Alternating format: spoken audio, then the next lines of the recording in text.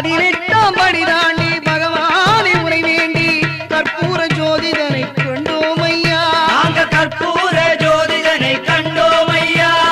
மகர ஜோதியை கண்டு மனமார சரணம் போட்டு மகர ஜோதியை கண்டு மனமார சரணம் போட்டு மணிகண்டா உன் பெருமை அறிந்தோம் ஐயா. மணிகண்டா உன் பெருமை அறிந்தோம் ஐயா. சாமியே சரணம் ஐயப்பா சரணம் சுவாமியே சரணம்